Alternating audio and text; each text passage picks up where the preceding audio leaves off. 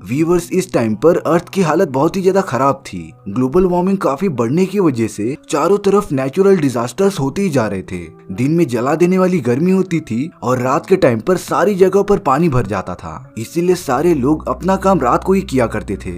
लगभग सभी लोग बेघर हो गए थे। वो तो अलग अलग बिल्डिंग्स के एकदम टॉप पर जाकर रह रहे थे। चारों तरफ डिप्रेशन और एंजाइटी का माहौल था। पर इन सारी चीजों से हटकर थोड़ी सी खुशी महसूस करने के लिए निक और एमिली नाम के दो लोग एक बिजनेस चलाते थे। उन्होंने मिलकर एक ऐसी मशीन बनाई थी जो लोगों के पास्ट में हुए अच्छे अच्छे एक्सपीरियंस को नोट करके उन्हें वापस से उन्हीं विजुअल्स में लेके जाती थी, जिसकी वजह से सारे लोग अपने पास्ट में हुई अच्छी चीजों को देखकर बहुत ही ज्यादा खुश हो जाते थे। वो अपने सारे इमेजिनेशंस को एक चिप में सेव भी कर सकते थे, जिससे वो खुद और बाकी लोगों को भी दिखा सके। निक और एमिली लोगों को मशीन यूज करने से पहले उनके बॉडी में एक अजीब तरीके का सीरम डालते थे। दरअसल ये सीरम क्लाइंट्स के बॉडी में जाकर उन्हें इमेजिनेशंस और रियलिटी में फर्क बताता है, और अगर इस सीरम को क्लाइंट के बॉडी में नहीं डाला गया तब वो सारे लोग पास्ट में हुई सारी इमेजिनेशंस को एकदम रियल मानने लगते थे। और तब ये इतनी खतरनाक सिचुएशन हो जाएगी जिसमें वो क्लाइंट इमेजिनेशंस में ही फंसा रह जाएगा। निक और एमिली इसी तरीके से कुछ पैसे लेकर क्लाइंट्स को उनके पास्ट की इमेजिनेशंस दिखाते थे। एक दिन जब वो दोनों अपना बिजनेस बंद करने जा रहे होते हैं तभी एक बहुत ही ब्यूटीफुल औरत जिसका नाम मे था वो वहाँ पर आ गई थी। दरअसल मे के रूम की चाबी कहीं खो गई थी, इसीलिए वो निक और एमिली की मशीन का यूज करके अपने पास्ट में हुए इमेजिनेशंस में जाना चाहती थी ताकि वो अपनी चाबी ढूंढ सके। निक तो मे को देखकर एकदम से शॉक रह जाता है, और ये वन साइडेड लव ही था क्योंकि निक ने मे जैसी खूबसूरत औरत और कभी नहीं देखी थी। एमिली तो मे को मना कर देती है क्योंकि उनकी दुकान बंद हो चुकी थी, पर निक तो मे पर पूरा लट्टू हो चुका था, इसीलिए वो मे को डिवाइस यूज कराने लेकर चला जाता है। उसने मे को सारे प्रिकॉशंस बताकर डिवाइस यूज करने के लिए भेज दिया था। इसके बाद निक मे के इमेजिनेशंस में देख पा रहा था कि वो अपने रूम में कुछ काम कर रही थी, और तभी उसकी चाबी बेड के नीचे गिर जाती है, यानी कि मे को उसकी चाबी मिल गई थी। पर ये सब होने के बाद भी निक मे के और भी सारी यादों को देखता रहता है। थोड़ी देर बाद निक को पता चला कि मे एक बार में गाना गाती थी, और अब तो निक पूरी तरीके से मे से प्यार करने लगा था। उस डिवाइस के यूज करने के बाद मे वहाँ से चली जाती है। तभी एमिली निक को बता रही थी कि मे गलती से अपनी एक इयरिंग यहीं पर भूल गई है, और अब निक को इससे अच्छा मौका कहाँ मिल सकता था। वो मे की इयरिंग को लेकर उसी बार में चला जाता है जहाँ पर वो रात को गाती थी। जब निक उसके सामने जाता है तब मे निक को पहले से भी ज्यादा ब्यूटीफुल लग रही थी।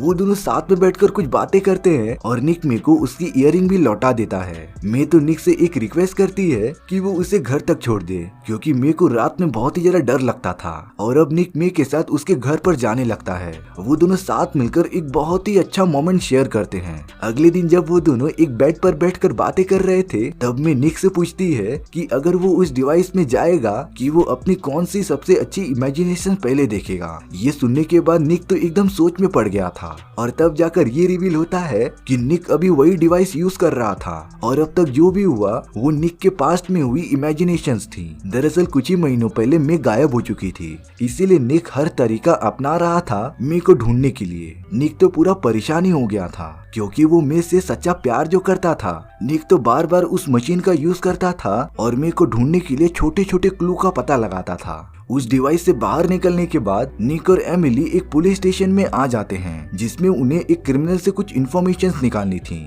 उन दोनों ने क्रिमिनल को अपनी डिवाइस में बिठाया और उसके सारे पास्ट एक्सपीरियंस देखने लगे। निक उस क्रिमिनल के इमेजिनेशंस में देखता है कि वो अपने एक बॉस सैन जो के लिए काम किया करता था। सैन जो और उसके आदमी पूरे कंट्री में ड्रग सप्लाई किया करते थे। निक उन सारी इमेजिनेशंस को अच्छे से देख ही रहा था, तभी अचानक से उसमें निक को मे दिखाई देती है, और सैन जो उससे कुछ बातें भी कर रहा था। सैन जो को ये पता चल गया था कि मे ने उसके कुछ ड्रग्स चुरा लिए थे, और अब लग रहा था कि सैन जो मे को मार डालेगा। तभी उस क्रिमिनल की सारी इमेजिनेशंस एकदम से ब्लर हो जाती है, और निक जान नहीं पाता कि मे के साथ हुआ क्या।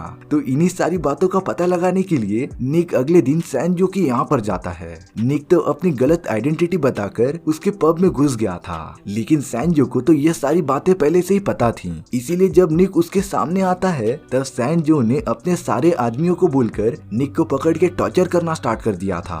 निक तो बार बार सैन जो से मे के बारे में ही पूछ रहा था। सैन जो ये रिवील करता है कि जब से मे ने उससे कुछ ड्रग्स चुराए थे वो तभी से गायब थी। सैनजो के लोग लगातार निक को पानी के अंदर डुबाते ही जा रहे थे, लेकिन सही टाइम पे उस जगह एमिली आ गई थी, जो गन की मदद से सैनजो और उसके सभी लोगों को मारना स्टार्ट कर देती है। एमिली के पास बहुत ही अच्छे फाइटिंग टेक्निक्स भी थी, क्योंकि वो इससे पहले आर्मी में काम किया करती थी। और अब एमिली ने सैनजो के सभी लोगों को मारकर निक को कैसे भी करके बचा लिया था। वो दोनों सही सलामत अपने घर पर आ जाते हैं और अब तो निक मे के बारे में सारी बातें एमिली को बताता है। निक तो अब और भी ज्यादा कंफ्यूज हो गया था। उसे समझ नहीं आ रहा था कि मे आखिर सैनजो से ड्रग चुरा कर भाग क्यों रही थी। तभी एमिली बताती है कि अगर वो उसकी पास्ट वाली इमेजिनेशन चेक करे, जिसमें कि एमिली मे से लास्ट टाइम मिली थी, तब उन्हें कुछ इंपॉर्टेंट इन्फॉर्मेशन मिल सकती थी। इसीलिए एमिली खुद ही उस डिवाइस के अंदर चले जाती है। निक एमिली के इमेजिनेशंस में सारी इन्फॉर्मेशन देखता रहता है। वहाँ पर मे एमिली से लास्ट टाइम मिलती है, लेकिन जब एमिली कुछ काम करने के लिए अंदर गई थी, तब मे ने उस जगह पर से किसी क्लाइंट की इमेजिनेशन की चिप चुरा ली थी। अब तो निक के साथ साथ एमिली भी एकदम कंफ्यूज हो जाती है कि आखिर मे ने ऐसा क्यों किया। थोड़ी रिसर्च करने के बाद उन दोनों को पता चलता है कि मे ने जिस क्लाइंट की मेमोरी चिप चुराई थी उसका नाम एल्सा कैरिन था। इसीलिए वो दोनों एल्सा के बारे में और पता करने के लिए उसके घर पर चले जाते हैं। थोड़ी इन्वेस्टिगेशन करने के बाद निक को पता चलता है कि एल्सा मर चुकी है और उसके बेटे को ब्राउन बालों वाली एक औरत ने किडनैप कर लिया था। निक ये सारी क्लू देखकर समझ जाता है कि ये सब जरूर मे ने ही किया होगा। सच में अब निक का दिमाग एकदम से फटने वाला था, यानी कि उसने जिससे प्यार किया था वो एक बहुत ही बड़ी क्रिमिनल थी। निक और कुछ सोच पाता तभी उसके ऊपर किसी ने लगातार हमला कर दिया था, जो निक को अगली बार यहाँ आने से मना कर रहा था। निक ने उसका चेहरा अच्छे से देखा नहीं था, इसीलिए वो घर पर आकर अपनी इमेजिनेशंस को अच्छे से देखता रहता है। निक की इमेजिनेशंस में एमिली ने उस आदमी का चेहरा देख लिया था, जो और कोई नहीं बल्कि साइरस नाम का एक पुलिस ऑफिसर था, और वो तो सैनजो के लिए काम किया करता था। इन सारी बातों का और पता लगाने के लिए निक और एमिली तुरंत ही पुलिस स्टेशन में चले जाते हैं, लेकिन पुलिस स्टेशन के बाहर बहुत सारे लोग जमा हुए थे।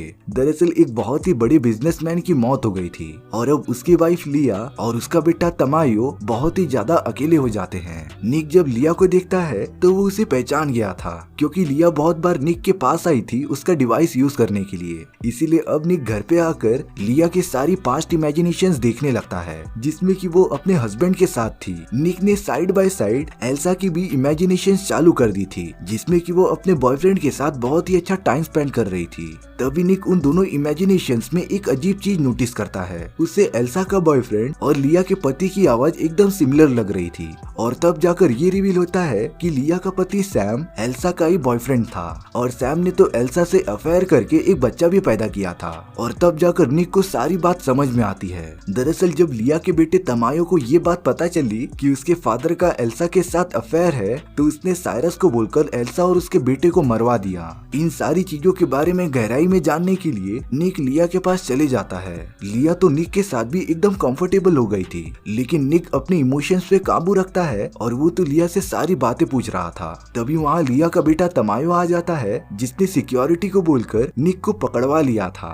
इन सारी चीजों के बाद निक के पास अब सिर्फ साइरस ही बचा था, जिससे वो अपनी इंफॉर्मेशन निकलवा सके। साइरस का चेहरा एक बॉम्ब ब्लास्ट में पूरा खराब हो चुका था और अब तो वो सच में एकदम डरावना लग रहा होता है। निक साइरस से मिया के बारे में सब कुछ पूछ रहा था। तब जाकर साइरस निक को बताता है कि ये सारी चीजें उसका एक प्लान थी। दरअसल साइरस चाहता था कि वो निक को मैनिपुलेट करके उसकी वो इमेजिनेशन वाली मशीन चुरा ले, और तब वो भी अपना खुद का बिजनेस शुरू कर सकता था। और अब बातों ही बातों में निक और साइरस की एक दूसरे से लड़ाई होना स्टार्ट हो जाती है। उसमें निक कभी साइरस पर भारी पड़ रहा था तो कभी साइरस निक पर, लेकिन एंड में निक साइरस को मारकर बेहोश कर देता है। और अब निक ने साइरस को अपनी मशीन में डाल दिया था ताकि वो उसके सारी पास्ट की मेमोरीज चेक करके पता लगा सके कि मे के साथ हुआ क्या। साइरस की इमेजिनेशंस में निक को पता चला कि मे उसके लिए ही काम किया करती थी, और साइरस ने ही मे को निक से रिलेशनशिप बनाने के लिए कहा था ताकि वो उसकी मशीन को ले सके। यानी कि बहुत पहले से ही निक के साथ धोखा हो रहा था,